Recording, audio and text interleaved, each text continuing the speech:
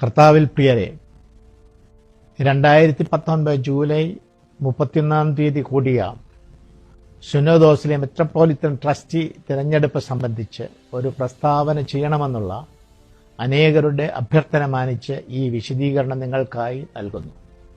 സുനോദോസിന്റെ അജണ്ടയിലെ രണ്ടാമത്തെ വിഷയമായ മെട്രോപൊളിറ്റൻ ട്രസ്റ്റി തെരഞ്ഞെടുപ്പ് ഓഗസ്റ്റ് 28 എന്ന അജണ്ട വിഷയം ചർച്ച ചെയ്ത അവസരത്തിൽ പെട്ടെന്ന് 3 സീനിയർ മെത്രാപ്പൊലിത്തന്മാരായ എബ്രഹാം മാർ സേവേറിയോസ്, തോമസ് മാർ തിമോത്തിയോസ്, ജോസഫ് മാർ ഗ്രിഗോറിയോസ് എന്നിവരുടെ പേരുകളുള്ള ഒരു സ്ലിപ്പ് ഉണ്ടാക്കുകയും പേരിന്റെ നേരെയുള്ള കോളത്തിൽ വോട്ട് രേഖപ്പെടുത്തുവാൻ നിർദ്ദേശിക്കുകയുമാണ് ഉണ്ടായത്.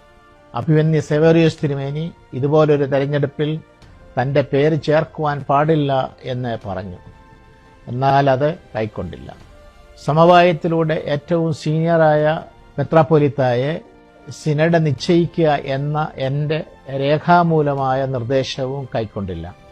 2-3 കാരണങ്ങളാൽ സിനഡിന്റെ മേൽ അടിച്ചേൽപ്പിക്കപ്പെട്ട ഈ തെരഞ്ഞെടുപ്പ് ക്രമവിരുദ്ധവും പരിശുദ്ധ പാത്രിക്കീസ് ബാവായുടെ നിർദ്ദേശമായ 2019 ഓഗസ്റ്റ് 31 മുമ്പായി അസോസിയേഷൻ മെത്രോപൊളിറ്റൻ ട്രസ്റ്റിയെ തെരഞ്ഞെടുക്കുക എന്ന നിർദ്ദേശത്തോടുള്ള നിഷേധാത്മകമായ നിലപാടുമാണ് എന്ന് പറയേണ്ടിയിരിക്കുന്നു. തെരഞ്ഞെടുപ്പ് ഭരണഘടനാനുസൃതമല്ല. എന്തുകൊണ്ടെന്നാൽ അസോസിയേഷനാണ് ഈ സ്ഥാനിയെ തെരഞ്ഞെടുക്കേണ്ടത്, സിനഡല്ല. മാനേജിംഗ് കമ്മിറ്റിയുടെ ഭാഗത്തു നിന്നുണ്ടായ സുന്നോദോസ് സമവായത്തിലൂടെ ഒരാളെ നിർദ്ദേശിക്കുക എന്നതല്ല നടപ്പിലായത്. സിനഡ് ഇലക്ഷനിലൂടെ ഒരാളെ തെരഞ്ഞെടുക്കുക എന്ന നിർദ്ദേശം മാനേജിംഗ് കമ്മിറ്റി പറഞ്ഞില്ല.